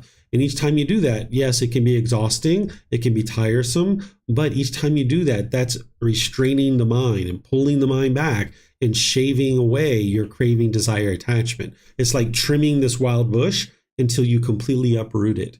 And this simile is a great example that the Buddha is saying that if you were carrying this bowl of water, and on one side you got the most beautiful being in the world who's going to be dancing and singing, and you've got a crowd on the other side, you're carrying this bowl of oil that is filled to the brim, and someone behind you is going to cut off your head if you drop even one little drop. Would you turn your mind outwards and look to the most beautiful girl of the land or the crowd? No, you're going to pay a lot of attention to that oil, right? And that's what the Buddha is saying, is pay a lot of attention to your mindfulness, because it's a life or death situation, right? Like you can either experience enlightenment and escape this whole cycle of rebirth, or you can just keep coming back and doing it over and over and over again. So by you paying attention to that oil or to your mindfulness and developing that to be aware of the bodily sensations, you can be attentive and cut that off and let that go. Okay, let me know what questions you guys have here. Okay, it looks like we have a question coming in here from Charlotte. When I notice that I'm getting attached to a thought or something physical things, at this stage I can only acknowledge it and tell myself to let it go, but my mind is still thinking about it. It's almost like an internal fight. How should I improve that? Yes, this is true that the mind can feel like it's at a war with itself. I'm not sure how you're meditating right now, Charlotte. It sounds like you went to some retreats here in Chiang Mai and maybe some other places as well. Oftentimes, they're not teaching you breathing mindfulness meditation in the way that the Buddha taught. If you were taught to do counting or labeling or looking at your thoughts, indulging in your thoughts, things like this during the meditation, this is going to hinder you from being able to develop the quality that the Buddha is guiding you to be able to cultivate, which is to be able to cut off and let go. So if you're not able to do that right now, it might mean that your meditation practice isn't what it needs to be. Whereas if you're counting or you're looking at your thoughts, labeling your thoughts, noting your thoughts, looking at your feelings, this is a very common thing. Even some people here, they teach you to say, pu to, pu to. This is all occupying the mind, and it's not really allowing the mind to actually let go. So that's why you would like to focus on the breath, and whenever the mind moves off the breath, to cut that off and let it go and bring the mind back to the breath. So if you're not currently doing that, you would like to start building that type of meditation practice. And then in day-to-day life, more and more, you're going to have mindfulness and awareness of the bodily sensations. That is the early warning system before the mind experiences discontentedness. And then you can cut off and let go at the bodily sensations, not allowing the mind to get the conditioned feeling. So that would be my feedback right now without knowing how your meditation practice is. But I just suspect that you might not be meditating in the way that the Buddha taught. Okay, and by the way, you can share more either here or since you're going to be coming to the temple, it sounds like soon, we can talk there as well. All right, I'm not seeing any other questions. Or there's Marcy, you have a question? I was just raising to read next if no one else is willing to. Okay, sure. Here we go. This is one that we've also studied recently, but go ahead.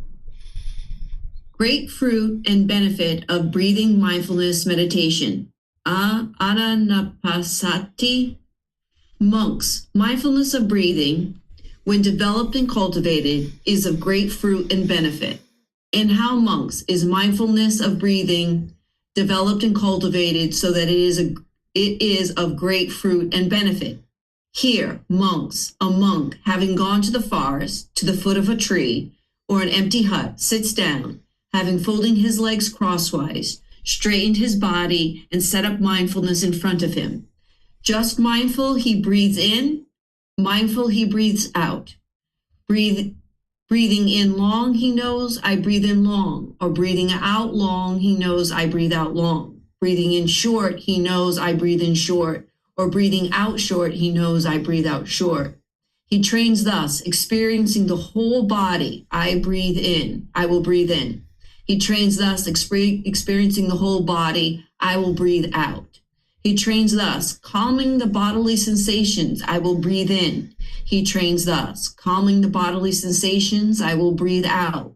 He trains thus, experiencing joy. I will breathe in. He trains thus, experiencing joy. I will breathe out.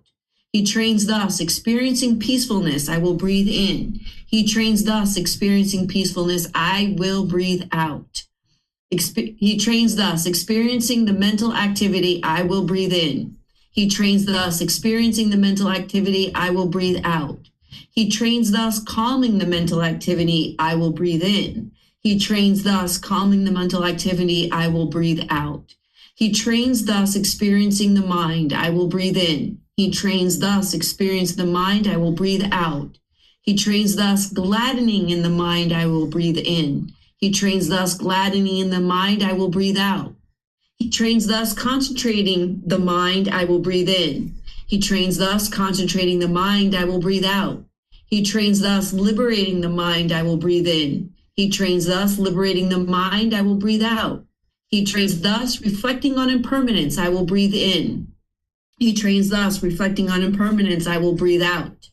He trains thus, reflecting on fading away, I will breathe in. He trains thus, reflecting on fading away, I breathe out. He trains thus, reflecting on elimination, I will breathe in. He trains thus, reflecting on elimination, I will breathe out. He trains thus, reflecting on letting go, I will breathe in. He trains thus, reflecting on letting go, I will breathe out. It is, monks, when mindfulness of breathing is developed and cultivated in this way, that it is of great fruit and benefit. When monks, breathing of mindfulness has been developed and cultivated in this way, one of two fruits may be predicted: either final knowledge in this very life, or if there is residual of cleaning, the state of a non-returner. Okay, thank you, Marcy. So this is the detailed instructions from the Buddha of how to do breathing mindfulness meditation. And he talks in other discourses about cutting off and letting go. Here, he's talking about just bringing the mind back to the breath, bringing the mind back to the breath. He's giving you the step-by-step, but you don't need to actually remember this when you're actually meditating. When you're first starting to meditate, you might need to remember a few of these things, but it's kind of like when you were learning to brush your teeth, your parents had to teach you every little step, and you had to be really conscious to stroke in and out on each sides of your teeth. For now, you just, and you do it so easily without even thinking about it. And that's what you need to be able to do with the teachings of the Buddha, that if you've been learning how to meditate in the way that I guide students through the guidance, that you've been learning how to meditate in this way. And I've walked you through this before and showing you how it's helping you to develop the 4 foundations of mindfulness. But each time what the Buddha is teaching you is to bring the mind back to the breath.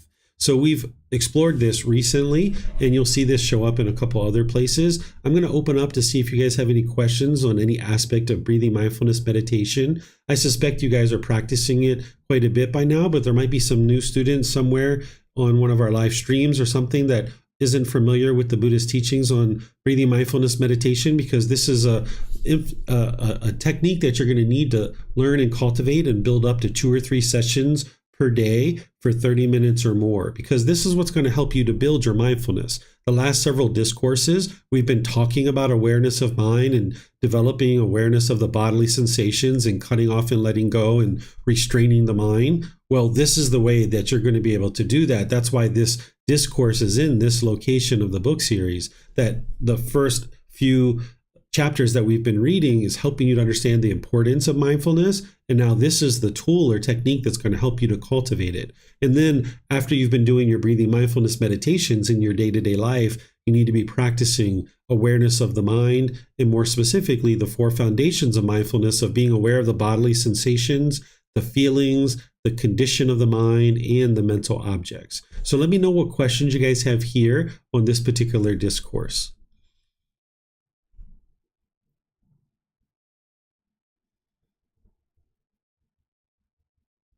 Okay, you're welcome, Charlotte. Pleased to help you. Okay, Vibhav, you have a question? I guess I had just not on the this chapter itself, but just kind of connected back to the 7 days that Buddha meditated. Mm-hmm. And so looks like it's possible to kind of do like extended meditation for a long period of time without needing food and water. So can you just maybe expand on that a little bit? Yeah, that's what the Buddha did at that particular point in time, but that's not what you have to do in order to get to enlightenment. By that point, he was already enlightened. So you don't need to actually meditate for extended periods of time like that in order to get to enlightenment. You can train your mind with 2 to 3 sessions per day for 30 minutes or more. If you decide to do extended sessions beyond 30 minutes, it's okay. But you can see that as a household practitioner, having anything longer than that, it can really put you in a situation where you're not able to live a really balanced life, because you're going to need to spend time with your friends and your family and your work and your personal life and things that you need to do for yourself, and spending time alone. So if you spend an exorbitant amount of time meditating, like hours upon hours, it's going to take you away from all the other activities that you need to live a balanced life. Remember, the Buddha was an ascetic. He lived off of the donations of people around him. So he could go off and meditate for 7 days, and he still had food, he still had clothing, he still had shelter when he walked away from that. Whereas if you went away and did nothing for 7 days, you would probably have a lot of challenges in your personal and professional life. So don't feel like that's something that you have to do, but that's something that is described that the Buddha did do, but this was after his enlightenment. Okay, thank you. Mm-hmm. Okay, it looks like Marcy has a question. Go ahead, Marcy. Sure, Teacher David. So there, I have been able to establish a livelihood where I have time on one of the days on the weekends where I can just meditate for as long as I want. It's not that you can't do that. It's just that if you have the time and it's not going to interfere with the balance of life, you're okay to meditate for as long as you would like, correct? Yeah, if you would like to meditate for longer, feel free, but just don't feel like you have to. Sometimes people go to these retreats and they're meditating for 10, 12 hours a day, and they think that that's what they need to be doing. And, this is like the mind swings, like you go to retreat, people are meditating 10, 12 hours a day. They're living in this perfect conditions where everybody's silent and quiet. Nobody's really interacting. And then their mind gets to a certain state. But then when they go out into the world, it's like, whoa, the world hits them and it's hard to really function. And this is because the mind's swinging, that when you're in the world, you're wide open. And then when you go away to retreat, everybody's quiet and silent and meditating for 10 or 12 hours, that the mind hasn't really developed this way to integrate the teachings on a day-to-day basis where you're regularly meditating and you're regularly practicing the teachings. And that's what you would like to be able to do. So don't feel like you have to meditate for extended periods of time. But if you'd like to, there's no harm in it. You would just like to be sure you're living a balanced life and you're attending to all the other responsibilities and things that you need to take care of. Yeah, because sometimes I find myself where I have, constructed my week and have done everything that all my to-do lists I have done. And it's either, watch TV, for a few hours, or take this time to just do some, long-term meditating. And I usually most of the time choose just sit and meditate. But I just wanted to make sure that I wasn't like overdoing it. I don't even know if you could overdo meditating, but you can. There is such thing as too much of a good thing, right? Like the mind can almost implode on itself. I've had students that experienced this when they were meditating too much too early in their practice. So you would like to balance things out. And if you would like to meditate for those longer periods of time, wonderful, go for it. But just don't feel like that's what you have to do. You would like to keep with your consistency. The frequency is actually more important than duration. That's what you're going to see, that if you're meditating for, once a day for an hour, that's not going to be nearly as impactful as twice a day for 30 minutes, 30 minutes each time. That's going to be much more impactful because of the frequency, and you'll be able to see this in your practice. All right. Thank you very much, teacher. Mm-hmm. You're welcome. Okay, let me see if we have any questions anywhere else. Okay, looks like Mayu Lee is saying, I understand that the Buddha ate one meal a day. What time or when in the day did he eat that one meal? He would always eat prior to midday, which was noon for us. And the reason why he ate only once a day is because this doesn't allow the mind to make a decision of when to eat. That if you got some bad news at 4 p.m. and the mind wants to turn to that big tub of ice cream or that big piece of cheesecake in the refrigerator to get your pleasant feelings because the mind's craving, if you've been on this practice of just eating once a day, then your mind doesn't get the opportunity to do that you restrain the mind. That's not what you have to do in order to get to enlightenment, eat once a day, but you do need to learn to eat in moderation where you're not gorging yourself, and you need to learn to not eat based on emotion. So if you see your mind going towards food based on emotions, that it's trying to get to those pleasant feelings based on food, then restrain it and pull it back.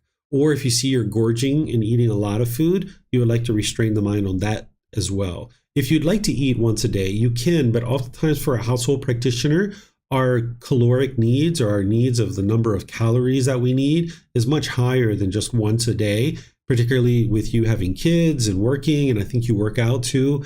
I know you go skiing, Mayuli, and do things like this. Eating once a meal or once a day could really deplete the body of what it needs, and it could actually create an environment that isn't conducive for this body or this mind. So don't feel like you have to eat once a day. If you like to do that occasionally, especially if you're going to be home and you're not out and about and doing things, if you'd like to do that for like a week or two, this can help the mind. If you're doing it just for one day a week, this doesn't really have the impact. But if you're doing it for kind of like a 7-day period or a 14-day period, this can be helpful, but you got to make sure that you're not doing a lot of physical activity because you can feel really depleted during that period of time. And that's not going to probably be something that you do long term. So that's why the practice that you're trying to create is you're looking to create a practice that is sustainable on a consistent, ongoing basis. And for an ordained practitioner who doesn't really have a lot of physical activity, eating once a day, one meal a day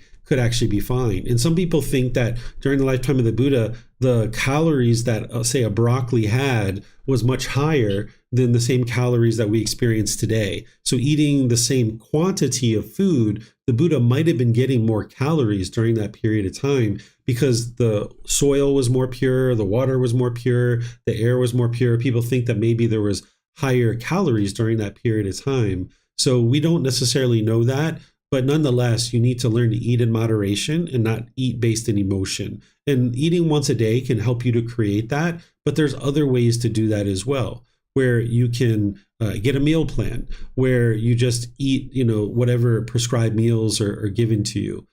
Or you could eat at a set time every day. Or you could just observe the mind with your mindfulness. And whenever you see it going towards food based in maybe painful feelings that you're having and the mind's trying to get back to something pleasant, you can say, no, I'm not going to let you do that, and restrain the mind and take it in another direction. And then eat smaller portions. I don't know what your portions are like now. I know you grew up in Laos, so you probably had smaller portions there, but now you live in the USA, so the portions there are typically a lot bigger. So you need to kind of pay attention to that as well. So you're not giving the body a whole lot of work to digest the food. Okay, so let me see. I don't see any other questions anywhere. So I'm just going to end our class here by thanking all of you guys for joining. Thank you for reading. Thank you for your questions. Thank you for your interest to learn and practice these teachings and all the work you're doing outside of class to prepare for the classes. If you're new to the program and you'd like to get the access to these books, you can go to buddhadailywisdom.com and you can download them for free from there, and you'll be able to get access to them. And then you can read them either before class or after class so that way you can get the most benefit out of our time together.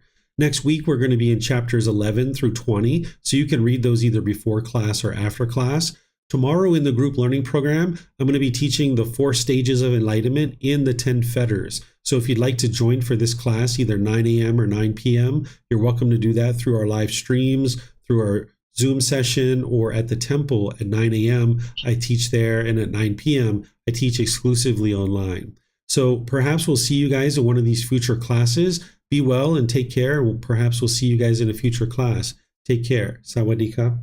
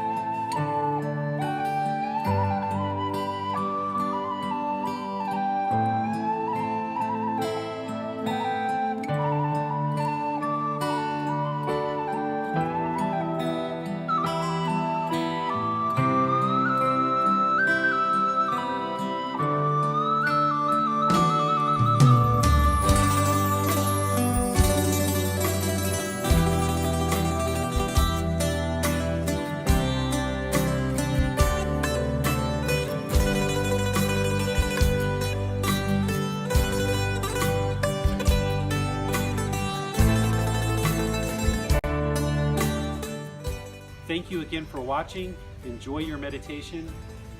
Look forward to seeing you online and answering any questions that you might have. Thank you so much.